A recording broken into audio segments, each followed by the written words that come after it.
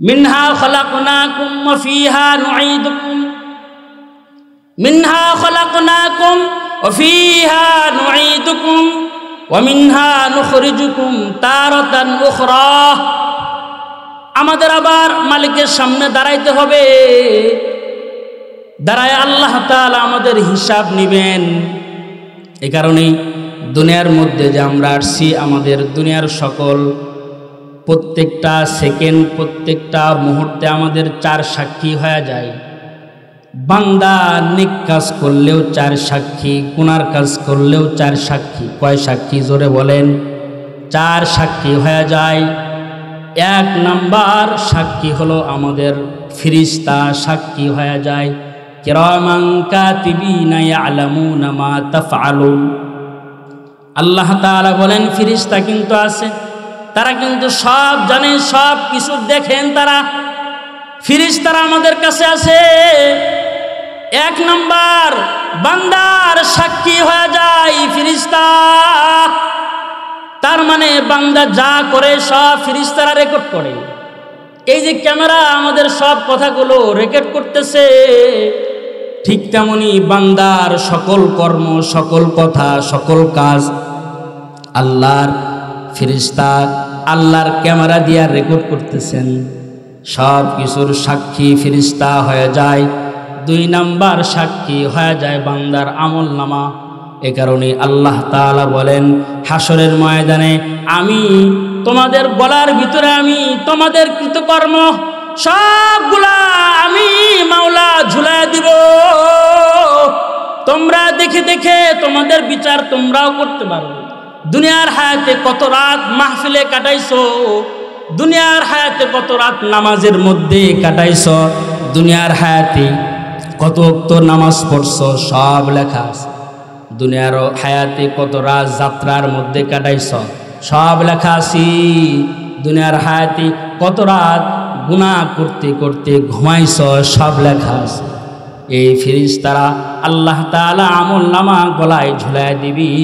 বান্দা আমল নামা দেখে বলবে মালি হাজাল কিতাব, আমার কিতাবের কি হলো রে?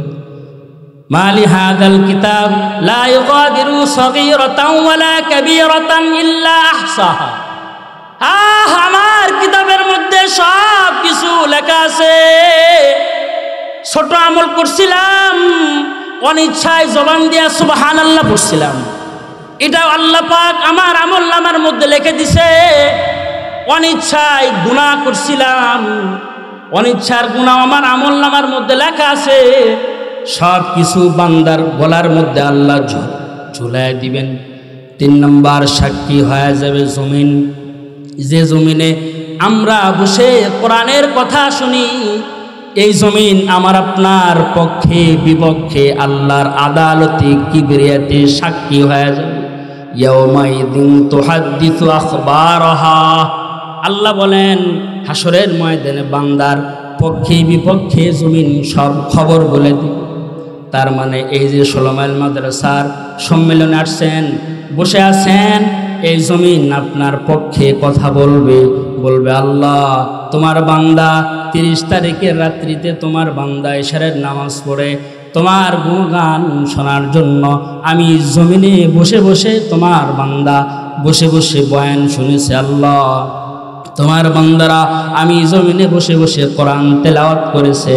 তোমার বান্দারা আমি জমিনের উপরে কপাল ঠেকায়া সিজদা দিয়েছে। আল্লাহ যে কপাল তুমি মালিক তোমার কুদরতি কদমে সিজদা দেওয়ার জন্য বানাইছো, সেই কদম সেই কপাল ঠেকায়া ঠেকায়া তোমার বান্দা আমি জমিনে বলছে সুবহান রাব্বিয়াল আলা, সুবহান রাব্বিয়াল আলা বলে বলে তোমার গুণকীর্তন করেছে রে মালিক। আমি জমিন তোমার বান্দার পক্ষে সাক্ষী দিলাম। তুমি তোমার বান্দার জিন্দেগির গুনাহ খাতা মাফ করে তুমি তোমার বান্দাকে জান্নাতের মালিক বানায়া দাও। সুবহানাল্লাহ বলে জমিন সাক্ষী হয়ে যাবে আমার আপনার। আর যদি কেউ জমিনের উপরে গুনার কাজ করে, জমিনে দাঁড়ায় দাঁড়ায় বসে বসে সিনেমা দেখছে, আল্লাহর নবী সরওয়ারে দু আলম সাল্লাল্লাহু আলাইহি ওয়াসাল্লাম সাহাবীদেরকে বসায় বলে সাহাবীরা তোমরা কি জানো হাসরের ময়দানে জমিন কি কথা বলবে? ওগো সাহাবী, তোমরা কি জানো জমিন আল্লাহর আদালতে দাঁড়ায় কি কথা বলবে? আল্লাহর রসুলের সাহাবীরা বলেন, ওগো আল্লাহর নবী, আল্লাহ এবং আল্লাহর রসুল ভালো জানে, আমরা জানি না জমিন কি কথা বলবে আল্লাহর আদালতে দাঁড়ায়া। আল্লাহর রসুল বলেন, জানো জমিন কথা বলবে, জমিন সময় বলবে, ক্ষণ বলবে, তারিখ বলবে, মুহূর্ত বলবে। জমিন বলবে, আল্লাহ তোমার বান্দা অমুক তারিখ, অমুক সময়, অমুক টাইমে তোমার বান্দা আমি জমিনে বসে নাফরমানি করছি। আল্লাহ তুমি তোমার বান্দাকে ধরো ধরো ধরো, তুমি তোমার বান্দার নাফরমানের বিচার করো। জমিন সব কথা আল্লাহর আদালতে বলে দিবে। 4 নাম্বার সাক্ষী হয়ে যাবে হাসরের ময়দানে। 4 নাম্বার সাক্ষী হবে আমার অঙ্গ প্রত্যঙ্গ। যে হাত কেটে গেলে আপনি পেরেশান হয়ে যায়, আমি পেরেশান হয়ে যাই। পা কেটে গেলে চিকিৎসার জন্য ডাক্তারের কাছে দৌড়াই। হাতে ব্যথা লাগলে পুরা শরীর ব্যথা হয়ে যায়। কিন্তু এই জমিন আল্লাহর আদালতে পা আমার বিপক্ষে পক্ষে কথা বলবে। আল-ইয়াওমা নাখতিমু আলা আফওয়াহিহিম, আল-ইয়াওমা নাখতিমু আলা আফওয়াহিহিম ওয়া তুকাল্লিমুনা আইদিহিম ওয়া তাশহাদু আরজুলুহুম বিমা কানু ইয়াকসিবুন। জমিন হাসরের ময়দানে বান্দার অঙ্গ আল্লাহর আদালতে দাঁড়ায়া কথা বলবে যে অঙ্গ আমাদের সাথে আছে। তার মানে সব সাক্ষীগুলো জমিন আমার অঙ্গ দিয়ে দিবে। হাসরের ময়দানে আল্লাহ তাআলা বলেন, হাসরের ময়দানে আমি বান্দার মুখে মোহর মারবো, তালা মারবো। আল-ইয়াওমা নাখতিমু আলা আফওয়াহিহিম, মুখে আল্লাহ পাক মোহর মেরে দিবে। আর বান্দার অঙ্গ দিয়া আল্লাহ পাক হাত কি দিয়া কথা বলাবি। হাত বলবে, মাওলা আমি হাত দিয়া তোমার বান্দা কোরআন ধরেছে, আমি হাতকে ব্যবহার করে তোমার বান্দা মাদ্রাসায় দান করছে, আজীবন সদস্যর খাতায় নাম লেখাছে, দান করছে 1000 টাকা। বান্দার অঙ্গ কথা বলবে, হাত কথা বলবে। হাত দিয়া ইতেমের মাথায় আল্লাহর বান্দা হাত বুলাবে। আল্লাহর রসুল বলেন, ইতেমের মাথায় যে হাত বুলাবে, হাতের নিচে যতগুলো চুল পশম করবে আল্লাহ তাআলা প্রতিটি লোমের বিনিময় তাকে সব দান করবে। সুবহানাল্লাহ। আরো জোরে বলেন। এ হাত বলবে, আল্লাহ আমি হাত দেই ইতিমের মাথায়, হাত বলা একটু মায়া করছে, দয়া করছে। আর যদি হাত দিয়ে কেউ জুলুম করে, অত্যাচার করে, হাত দিয়া সুদের টাকা গনে, হাত দিয়া ঘুষের টাকা গনে, হাত দিয়া চুরি করে, আল্লাহর আদালতে হাত বলবে, আল্লাহ আমি হাত দিয়া তোমার বান্দা আমি হাত ব্যবহার করে করে নাফরমানি করছে, আয় আল্লাহ তুমি তারে জাহান্নামের আগুনের মধ্যে তুমি ফেলে দাও। আল্লাহর আদালতে পা কথা বলবে, বলবে পা দিয়ে যদি নেক কাজ করে, পা দিয়ে যদি মসজিদে আসে নামাজে, হাইয়া আলাস সালাহ হাইয়া আলাল ফালাহ, আল্লাহ ডাক দিছে আসসালাতু খায়রুম মিনান নাওম। শেষ রাত্রিতে ফজরের ডাকে আল্লাহ ডাক দিছে, আল্লাহ ডাক দিছে আসসালাতু খায়রুম মিনান নাওম। আল্লাহর বান্দা শীতের মধ্যে ল্যাপটা সরাইয়া ঠান্ডা পানি দিয়ে ওযু কইরা আল্লাহর বান্দা পা দিয়ে হেঁটে হেঁটে আল্লাহর ঘরে গিয়ে আল্লাহর কদমে সেজদা দিছে। পা বলবে, আল্লাহ আমি পা তোমার বান্দার পক্ষে সাক্ষী দিলাম, তোমার বান্দা পা দিছিলা, তোমার বান্দা পা দিয়ে হেঁটে হেঁটে তোমার কদমে সেজদা দেওয়ার জন্য চলে গেছে। মালিক আয় আল্লাহ তুমি তোমার বান্দাকে মাফ করে দাও। আর যদি পা দিয়ে গুনার কাজ করে, পা দিয়ে সিনেমা দেখতে গেছে, পা দিয়ে যাত্রার মজলিসে গেছে, পা দিয়ে জুলুম করার জন্য কদম ফেলাইছে, পা বলবে, আল্লাহ তোমার বান্দা আমি পা দিছিলাম নামাজ পড়ার জন্য, নামাজ পড়ে নাই। তোমার বান্দা আমি পা ব্যবহার করে করে তোমার বান্দা নাফরমানি করার জন্য গিয়েছিল, আল্লাহ তুমি তোমার বান্দার বিরুদ্ধে ব্যবস্থা গ্রহণ করো, তুমি তোমার বান্দাকে শাস্তি দাও, আযাব দাও। তার মানে হাসরের ময়দানে আমাদের 4 সাক্ষী হয়ে যাবে। তার মানে আমরা যে গুনাহ করি দুনিয়ার কেউ না দেখলেও আসমানের মালিক কিন্তু তাকায়া তাকায়া দেখি। আসমানের মালিক আল্লাহ সব তাকায়া দেখি। তার মানে আমরা মনে করলাম ঘর লাগায়া গুনাহ করলাম, ল্যাপের ভিতরে গুনাহ করছি, আমার গুনাহ কেউ দেখে নাই, আমার গুনাহ আমার বাপ দেখে নাই, আমার মা দেখে নাই। আমার গুনাহ আমার স্ত্রী দেখে নাই, সন্তান দেখে নাই, পাড়া প্রতিবেশী কেউ দেখে নাই, কিন্তু একজন দেখছে। তিনি কে? জোরে বলেন। তিনি আমার আপনার আল্লাহ সব দেখেছেন। এই বুঝ কিন্তু আমাদের মধ্যে নাই, আমাদের বাচ্চাদের মধ্যে নাই, আমাদের বুড়া বুড়া বাবাজিদের মধ্যেও নাই। কিন্তু আগের যুগের তাফসীর কিতাবের মধ্যে লেগেছে, আগের যুগের ছোট ছোট বাচ্চাদের ভিতরে ফিকির ছিল। তার মানে বাবা কিতাবের মধ্যে লেখে, বাবা সন্তানের ছোট্ট বাচ্চা মাসুম হাতটা ধরে বাবা বাজারে যাইতেছে, রাস্তার পাশে বিশাল আঙ্গুরের বাগান, আঙ্গুরের বাগান দেখে বাবার জিহ্বাটা লোল পড়া শুরু হয়ে গেছে। আর সন্তানকে বাবা বলে, সন্তান এই যে বাগানের গেটে দাঁড়াও, আমি একটু বাগানের মাঝখান থেকে ঘুরে আসি। সন্তানকে বাগানের গেটে রেখে বাবা বাগানের মধ্যে আঙ্গুর চুরি করার জন্য প্রবেশ করেছেন। হঠাৎ করে সন্তান চিৎকার দিয়েছে, ইয়া আবি আহাদুন ইয়ারানা, ইয়া আবি আহাদুন ইয়ারানা। ও বাবা একজন আমাদের দেখেন।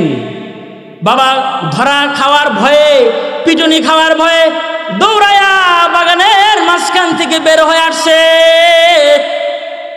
দৌড়ায় বের হয়ে আসলে বাবা ডানে তাকায় কেউ নাই, বামে তাকায় কেউ নাই, সামনে তাকায় কেউ নাই, পিছনে তাকায় কেউ নাই। বাবা সন্তানকে বলে, সন্তান তুমি বললা ইয়া আবি আহাদুন ইয়ারানা। সন্তান এক, বাবা তুমি একজন কিন্তু দেখে, একজন দেখে। কে দেখে? আমি বাগান থেকে বের হয়ে আসলাম, ডানে তাকালাম কোনো মানুষ নাই, ডানে তাকালাম কোনো মানুষ পাইলাম না, বামে তাকাইলাম কোনো মানুষ দেখলাম না, সামনে তাকাইলাম কোনো মানুষ দেখলাম না, পিছনে তাকাইলাম কোনো মানুষ দেখলাম না। তুমি কাকে দেখে চিৎকার করে আমাকে বাগান থেকে বের করে আনলে? সন্তান মাসুম, সন্তান বাবার সামনে দাঁড়ায় বলে, বাবা দুনিয়ার কেউ নাই, বাগানের মালিও নাই রে বাবা। বাগানের মালিকও দেখে না, বাগান যে পরিচর্যা করে মালি সেও দেখে না, এলাকার কোনো মানুষ দেখে না। বলো না বাবা, আমার আল্লাহ কি দেখে না? আমার আল্লাহ দেখে। আমার আল্লাহর কোনো ঘুম নাই। মনে করবেন রাতের বেলা রাত 3টার সময় আমার আল্লাহ মনে ঘুমায় গেছে। না না না, আল্লাহ বলেন লা তাখুযুহু সিনাতু ওয়ালা নাওম। আমি আল্লাহর কোনো ঘুম নাই, আমি আল্লাহর কোনো ঝিমুনিও নাই। আমরা 2-3 রাত জাগলে আমাদের দিনের বেলায় ঝিমুনি আসে, রাতের বেলায় ঝিমুনি আসে, কিন্তু আল্লাহর তন্দ্রাও নাই, ঝিমুনিও নাই। আমার আল্লাহর কোনো ঘুম নাই। তার আল্লাহ সব দেখে। অন্ধকার রাত, দুনিয়ার কেউ দেখে না, কিন্তু কে দেখে? জোরে আওয়াজে বলেন, আল্লাহ তাকায়া তাকায়া দেখে বান্দা কি করে। তার মানে বান্দা যদি নামাজ পড়ে আল্লাহ তাও দেখে, বান্দা যদি গুনার কাজ করে আল্লাহ দেখে, বান্দা যদি নাফরমানি করে দুনিয়ার কেউ না দেখলেও আমার আল্লাহর চোখ ফাঁকি দেওয়ার কোনো সুখ। তার মানে আমার আল্লাহ ঘুমায় না। আমার আল্লাহ কেমনে ঘুমাবে? কত বান্দা হসপিটালের বেডে পড়ে আছে, কাতরাইতেছে, আল্লাহর কাছে সাহায্য চায়। আমার আল্লাহ যদি ঘুমায় কে সাহায্য করবে? রাতের বেলায় কেউ আল্লাহর কাছে যদি রিজিক চায় কে দিবে? এ কারণে আমার মালিক ঘুমায় না, সর্বক্ষণ আমার মালিক জাগ্রত। লা তাখুযুহু সিনাতুন ওয়ালা নাওম। আল্লাহর ঝিমুনিও আসে না, আল্লাহর ঘুমও আসে না। তার মানে আল্লাহ সর্বক্ষণ বান্দার দিকে তাকায় রয়েছে। ভাই গুনাহ করবা তো চিন্তা করবা, দুনিয়ার কেউ দেখলো না, আমার আল্লাহ কিন্তু দেখতেছে। রাতের বেলায় যুবক ভাইরা যারা আছে ফেসবুকে অনলাইনে গুনাহ করে, হেডফোন কানে লাগায়া গান শুনতে শুনতে ঘুমায় যায়। যদি এই সময় যদি মরণ হয়, আজরাইল কিন্তু রহমত নিয়ে আসবে না, জান্নাত নিয়ে আসবে না, জাহান্নাম দেখায়া দেখায়া সাখরাত, মরণের সাখরাত দিয়ে দিয়ে তোমাকে জাহান্নামের আগুনে ফেলে দিবে। এ কারণে যেন আমার ঘুমটা যেন ইবাদতের হালতে হয়। রাতের বেলায় ঘুমাবে, ওযু করে ঘুমাবে, রাতের বেলায় জিকির করতে করতে তাসবিহ ফাতিমি সুবহানাল্লাহ 33 বার, আলহামদুলিল্লাহ 33 বার, আল্লাহু আকবার 34 বার। এটা জিকির করতে করতে আল্লাহর বান্দা ঘুমায়া যাবে। কেউ যদি রাতের বেলায় ঘুমের বিছানায় ইন্তেকাল করে, আল্লাহর কাছে পছন্দের বান্দার খাতায় তার নাম উঠে যাবে। সুবহানাল্লাহ বলে তার মানে আমাদের একদিন বিচার হবে, বিচার দিবসে কিন্তু কেউ আমাদের সাথী হবে না, কেউ সাথী হবে না, বাবা সাথী হবে না, মা সাথী হবে না, সন্তান আমাদের সাথী হবে না, কেউ না, সবাই পালন করবে। ইয়াউমা ইয়াফিরুল মারউ মিন আখিহি ওয়া উম্মিহি ওয়া আবিহি ওয়া সাহিবাতিহি ওয়া বানি, সবাই পালাবে। কেউ যেন নেক চাবে এই ভয়ে সবাই পালন করবে। কিন্তু ওই দিন আমার মালিকের রহমত দরকার আছে না নাই? জোরে বলেন আছে না নাই? আল্লাহর রহমত চাবো। আল্লাহ আম্মাজান আয়েশা সিদ্দিকা রাদিয়াল্লাহু তাআলা আনহা বলেন, আল্লাহর নবী রাতের বেলায় আল্লাহর নবী তাহাজ্জুদে দাঁড়ায় গেছেন। আল্লাহর নবী সিজদার মধ্যে গিয়া বলে, আল্লাহুম্মা হাসিবনি হিসাবান ইয়াসীরা, আল্লাহুম্মা হাসিবনি হিসাবান ইয়াসীরা। আল্লাহর নবী নামাজে, তাহাজ্জুদ নামাজে আল্লাহর নবী সিজদার মধ্যে আল্লাহর কাছে হিসাব সহজ হওয়ার দোয়া রব্বি কারীমের কাছে করে। এমন একজন মানুষ আল্লাহর কাছে হিসাব সহজের দোয়া করে, তার কোনো গুনাহ নাই। কি নাই জোরে বলেন? সগীরা কবিরা কোনো গুনাহ নাই। আহলুস সুন্নাহ ওয়াল জামাতের আকীদা হলো নবীরা মাসুম, নবীদের কোনো গুনাহ নাই, মাসুম নবী আল্লাহর কাছে হিসাব সহজের দোয়া করে। আয় আল্লাহ, হিসাবের দিন, হাসরের কঠিন ময়দান, ওই দিন কিন্তু আমার হিসাবটা তুমি সহজ করে দিবা আল্লাহ। আম্মা জান আয়েশা সিদ্দিকা রাদিয়াল্লাহু তাআলা আনহা বলেন, ও আল্লাহর নবী, আপনার তো কোনো গুনাহ নাই, আপনার কোনো গুনাহ নেই, আপনি মাসুম, আপনি আবার আল্লাহর কাছে হিসাব সহজের দোয়া কেন করেন? আল্লাহর রাসূল বলে, আয়েশা, রব্বে কারীম আল্লাহ যদি হাসরের ময়দানে হিসাবটা সহজ না করে, কঠিন করে, আমার কিন্তু নাজাত পাওয়ার কোনো গতি নাই। মান হুসিবা ইয়াউমাল কিয়ামাতি উযিবা। আল্লাহর রাসূল আয়েশা সিদ্দিকা রাদিয়াল্লাহু তাআলা আনহাকে বলেন, আয়েশা রে, মান হুসিবা ইয়াউমাল কিয়ামাতি উযিবা। আল্লাহ তাআলা যদি হাসরের ময়দানে হিসাবটা কঠিন করে, তাহলে নাজাত পাওয়ার কোনো গতি নাই, কোনো গতি নাই নাজাত পাওয়ার। এ কারণে দুনিয়ার হায়াতটা এমনভাবে সজ্জিত করা যেন আমার মরণটা সহজ হয়, আমার জন্য হাসরের ময়দানে বিপদে না পড়ি আমি। কারণ রব্বে কারীম আল্লাহ তাআলা বান্দার হিসাব নেবে, হিসাবের কাঠগড়ায় দাঁড় করায় দিবে, হিসাব হবে। আর রহমত ছাড়া নাজাতের কোনো কায়দা নাই। ফখরুদ্দিন রাজি রহমতুল্লাহ আলাইহি তাফসিরে কাবীরের মধ্যে হাদিসের উদ্ধৃতি এনেছেন। আল্লাহর রাসূল বলেন, হাসরের ময়দানে আল্লাহ তাআলা তিনজন গুনাহগারকে আল্লাহ পাক ডাক দিবে। এক নাম্বার যে গুনাহগারকে আল্লাহ ডাক দিবে, সে নামাজ পড়ে নাই, আল্লাহর গোলামি সে করে নাই। আল্লাহ তাআলা গোলামের জন্য আমারে আপনারে বানাইছি। ওমা খালাকাতুল জিন্না ওয়াল ইনসা ইল্লা লিয়াবুদুন। আল্লাহর গোলামির জন্য আমারে আপনারে বানাইছি। আল্লাহ তাআলা বলবেন, এই তোরা আমলনামা সব গুনাহ দিয়া ভর্তি, আমার গোলামি কেন করস নাই? তোর জিন্দগিতে তোরা আমলনামা, আমার তো গোলামি নাই, আমার কদমে সেজদা নাই, জোহর নাই, আসর নাই, মাগরিব নাই, এশা নাই। এ নাফরমান, আমি মাওলার নাফরমানি কেন করলি?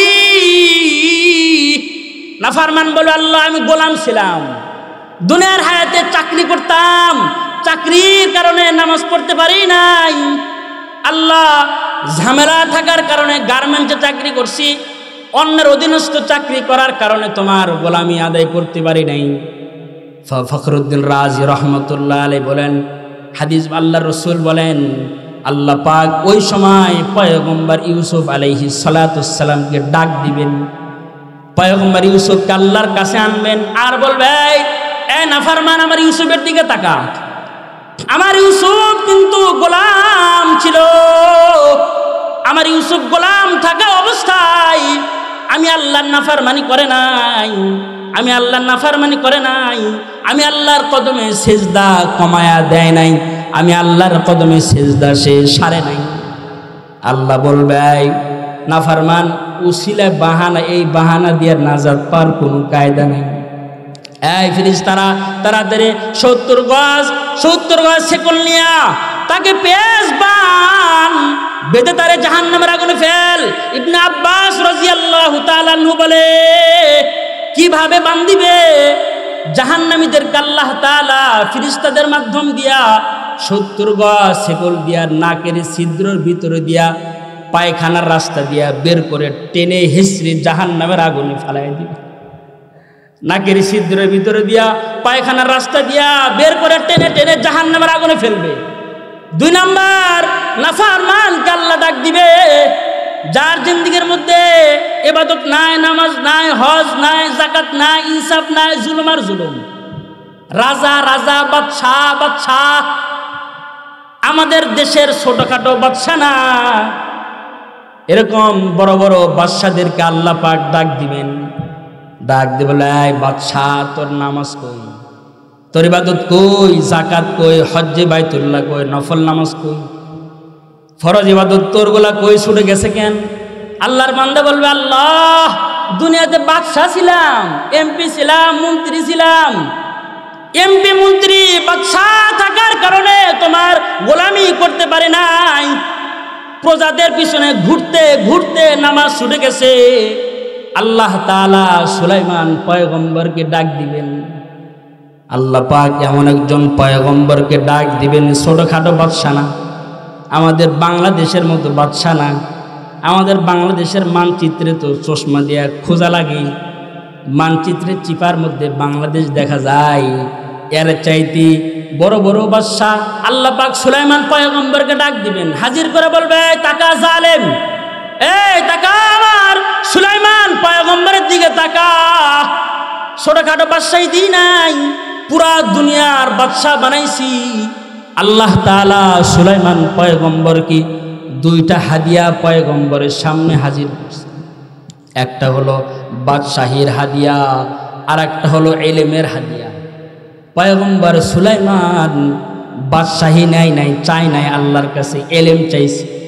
আল্লাহ তাআলা পয়গম্বর সুলাইমানকে ইলম দিছে, পাশাপাশি পুরা দুনিয়ার রাজত্ব আসমানের মালিক আল্লাহ তাআলা পয়গম্বর সুলাইমানকে দান করেছি।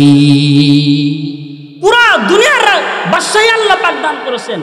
শুধু কি মানুষের বাদশা না, জিনের বাদশা, সকল মখলুকাতের বাদশা ছিলেন পয়গম্বর সুলাইমান আলাইহিস সালাতু।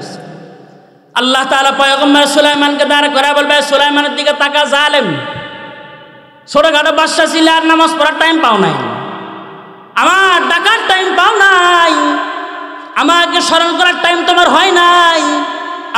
আমার পয়গম্বর সুলাইমানের দিকে তাকা, দেখ সুলাইমানকে আমি পুরা দুনিয়ার রাজত্ব দিছিলাম, পুরা দুনিয়ার রাজত্ব দেওয়ার পর আমার সুলাইমান আমাকে ভোলে নাই, আমার সুলাইমান আমার কদমে সেজদা দেওয়া বাদ দেয় নাই, আমার সুলাইমান আমাকে স্মরণ করা ভোলে নাই। আল্লাহ তাআলা বলবে, এই তাল বাহানা করে লাভ নাই, এই ফেরেশতারা পেশাও পেশাও, শেকল দিয়ে পেশায়া জাহান্নামের আগুনের মধ্যে ফালায়। 3 নাম্বার গুনাহগারকে আল্লাহ ডাক দিবে, 3 নাম্বার গুনাহগারকে আল্লাহ নাফরমানকে ডাক দিবে। সে আল্লাহর সামনে দাঁড়া বলবে, আল্লাহ দুনিয়াতে পাঠাইছেন, রোগ ব্যাধি দিয়া ভরপুর ছিল, ডায়াবেটিস, এই রোগ, এই রোগ, সেই রোগ, পেট ব্যথা, মাথা ব্যথা, এরকম রোগ ব্যাধিতে তোমার গোলামি করতে পারি নাই, তোমার গোলামি করব কখন, সর্বক্ষণ আমি অসুস্থের মধ্যে ছিলাম গো আল্লাহ। আল্লাহ তাআলা পয়গম্বর আইয়ুব আলাইহিস সালাতুস সালামকে সামনে হাজির করে আল্লাহ তাআলা বলবে, এই নাফরমান, তুই কি আমার সুলাইমানের চাইতে বেশি কি রোগ আক্রান্ত ছিলি নাকি? তুই কি আমার সুলাইমানের চাইতে বেশি বিপদগ্রস্ত ছিলি তুই? আল্লাহ তাআলা পয়গম্বর সুলাইমানের পুরা দেহটা পোকার বাসা বানায় দিছে, দেহে কোনো কিচ্ছু নাই, গোস্ত মাংস সব পোকা খেয়ে ফেলেছে। এমন খাওয়া খাইছে, আল্লাহর কত শাকের বান্দা হযরত জিবরাইল আমিন হযরত আইয়ুব পয়গম্বরকে পাশে দাঁড়ায় সালাম দিছে। সালাম দিলে পয়গম্বর আইয়ুব সালামের জবাব একটু দেরিতে দিছে। পয়গম্বর সালামের জবাব দেরি দেওয়ার কারণে হযরতে জিবরাইল আমিন আইয়ুব পয়গম্বরকে বলল, পয়গম্বর সালাম দিলাম কখন, জবাব দিলেন কখন? কখন আমি সালাম দিলাম, আপনি জবাবটা কোন সময় আমারে দিলেন? পয়গম্বর আইয়ুব বলে, জিবরাইল ভাই, তুমি যখন সালাম দিছিলা, সালাম দেওয়া কালে আল্লাহর দুই মখলুক আমার মুখের গোস্তগুলো খাইতেছে। আমি যদি জিহ্বা নাড়ায়া সালামের জবাবটা দিতাম, আমি যদি ওয়ালাইকুম আসসালাম বলতাম, আমার জিহ্বা নাড়ানোর কারণে আল্লাহর দুই মখলুক পেট ভরে তৃপ্তি সহকারে খাবার খাইতে পারত না। জিহ্বার নাড়াতে খাওয়া ব্রেক দিয়া তারা আমার জিহ্বার উপরে পড়ে যাইতো। আর আল্লাহর আদালতে যদি আল্লাহর দুই মখলুক আল্লাহর আদালতে দাঁড়ায় বলে, আল্লাহ, তোমার আইয়ুবের গোস্ত খাওয়ার জন্য আমাদেরকে তুমি নিযুক্ত করেছিলা তৃপ্তি সহকারে, কিন্তু আইয়ুব আমাদের একদিন গোস্ত খাইতে দেয় নাই। বলো না জিবরাইল, ওই দিন আমি আল্লাহর আদালতে কি জবাব দিব? আমি এমন বিষাক্ত পোকা আল্লাহ পাক আইয়ুব পয়গম্বরের দেহে লাগাই দিছে। বিবি রাহিমা বলেন, পয়গম্বর আইয়ুবের 4 বিবি, 4 জনের মধ্যে 3 জন পয়গম্বরের দেহে পোকা দেখে দুর্গন্ধে সবাই পালায়ন করছে। স্বামী, তোমার সাথে এখন আর থাকতে নাই, তোমার দুর্গন্ধে, দেহের দুর্গন্ধে আমরা থাকতে পারি না, আমরা চলে গেলাম। পয়গম্বর বিদায় দিছেন, আসেন শুধু একজন বিবি রাহিমা। বিবি রাহিমা কিন্তু ছোটোখাটো বংশের কোনো মানুষ না, ছোটোখাটো বংশের মহিলা না।